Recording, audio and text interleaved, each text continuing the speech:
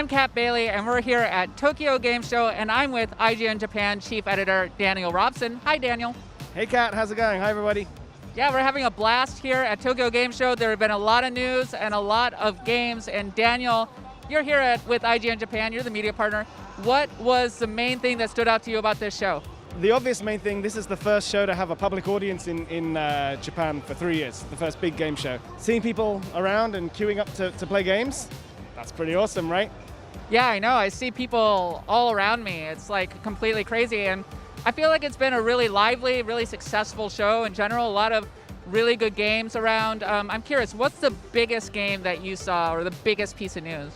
Right before the show and during the show, some big announcements. Suikoden remasters, Like a Dragon Ishin, which came out in Japan but never came out in the West. That's quite a big announcement. And Atelier Ryza 3.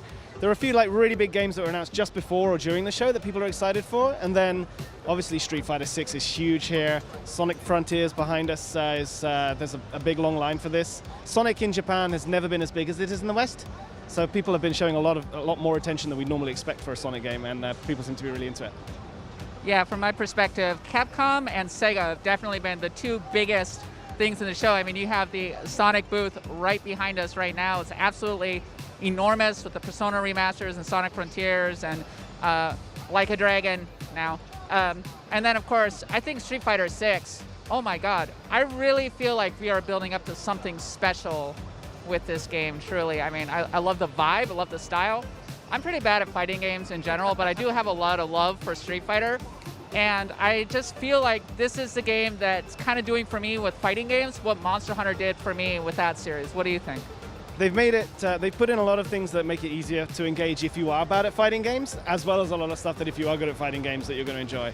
Everything from making it easier to pull off special moves, which I know they've been doing with past games, but they seem to have really brought that stuff together.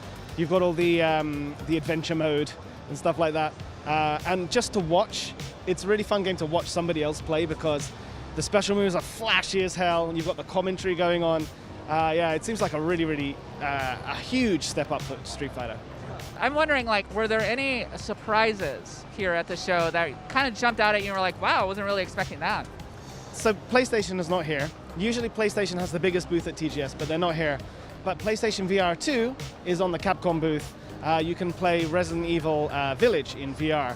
For that to be the first hands-on with that device, with the PSVR 2, I was not expecting that to happen at TGS in that kind of way.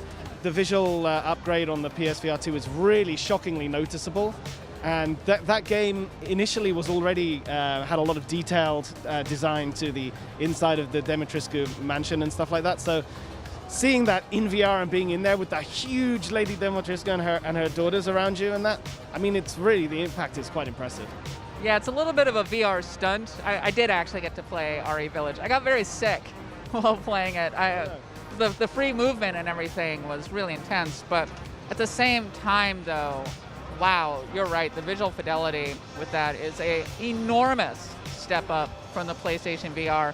And you're thinking about more and more about the PS4, the VR. They've done so much to slim it down. The previous one had you needed a camera, HDMI stuff, so many wires. It was very ungainly. And this one manages to slim it down to basically a single wire, and it has in-room VR.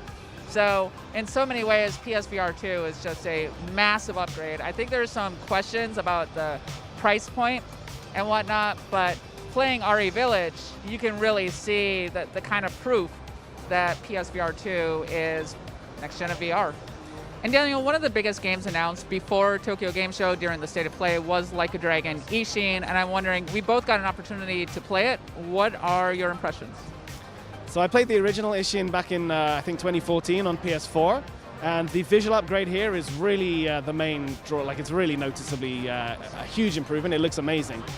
I was a little surprised that it's not fully seamless, so when you go between areas, there's a load. It's not an insignificant load time, but I'm sure they'll get that down. But either way, it won't be fully seamless, it seems. So that's a little surprising.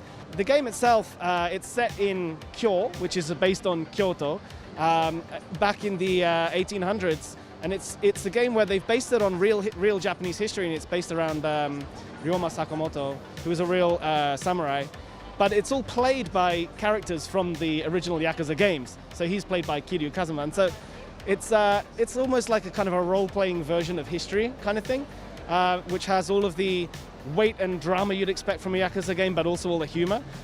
It's a really, being set within that period and being set in Kyoto, it's a very Japan-esque, you know what I mean, Japanese style kind of game. Because it never came out in the West, I'm really excited to see what people in the West make of it. But for us in Japan, yeah, it was a great game to begin with, and it looks like it's been highly improved.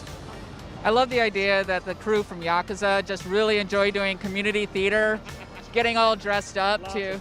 Yeah, it's a lot of fun. But I had an opportunity to talk to Masayoshi Yokoyama, who is the new boss of RGG Studio, twice before the announcements and then after the announcements. And one of the things he said was that what gave them confidence to release this game in the West was the success of games like Ghost of Tsushima.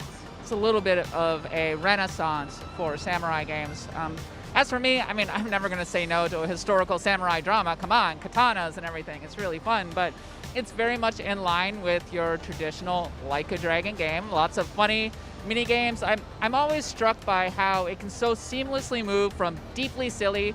We were doing this Age of Nika dance. It was kind of ridiculous, but then you're fighting Izu the Butcher, and it's really intense, and it's got that kind of, forgive me, Kill Bill vibe, I suppose, where the camera's flashing between the two of them and the intense music is playing. So I know from my standpoint, one of my personal surprises was Valkyrie Elysium. Valkyrie Profile is one of my favorite games of all time, so I guess it shouldn't be that big of a surprise. But I'll admit, I was being a little cynical, I was being a little bit skeptical going into this one. I didn't know if it would be good, but the action is extremely smooth. Playing it at 60 FPS really, really helps. It seems like they've done a good job of thinking out the different mechanics. And dare I say it, there's a little bit of a Breath of the Wild vibe once you go down to Midgard and you start to explore around. Over in the US, it's now available as a demo on the US PlayStation Network, but I was expecting the absolute worst with Valkyrie Elysium, and the fact that not only did I come out feeling okay about the game, but maybe better than the okay, feels like a win to me. So that's my personal surprise of the show. Sure. Another great thing about TGS, it's a huge show with a lot of people here, and you have to line up a long time to play any of the big AAA games. But there is a brilliant indie game area here. This year, I think they have probably something like 70, 80 games. And you can usually, go without having to line up so long and find some really great gems there.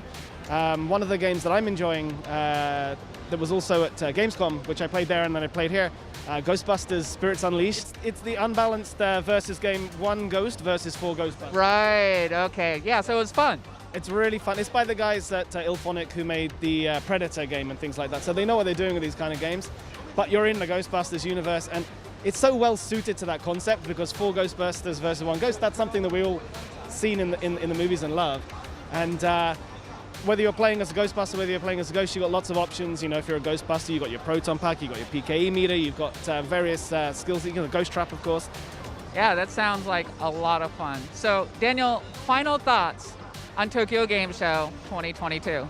IGN Japan, we've been live streaming throughout the whole show in Japanese, of course, but it is a mammoth task, and there's so many good games here at this year's TGS that it makes it all worthwhile. So last year's show, there was a physical show, but it was very, very small. It was for media only.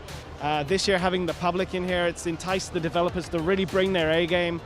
Some of the booth constructions, like the giant Sonic behind us, but also THQ Nordic have this incredible booth with all these big structures and stuff, and Capcom have an animatronic dinosaur for Exoprimal, stuff like that. Like, everyone's really brought their A game to this show, and some of the games that are here, we mentioned some of them, but also Square Enix has quite a strong lineup with Forspoken and things like that. I feel like it's a really strong TGS this year.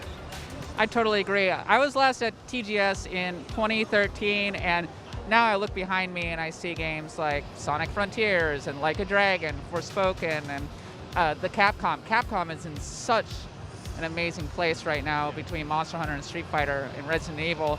It really feels like we're in a mini renaissance for Japanese game development right now. So I know for me personally, returning to Japan for the first time in 6 years and being able to see Tokyo Game Show for the first time in nearly 10, it's been a really bracing experience.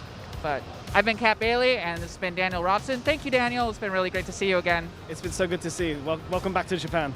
Thank you so much. But I've been Kat Bailey, and there's lots more Tokyo Game Show footage over on IGN. So go check that out. And for all the best in games, stick with IGN.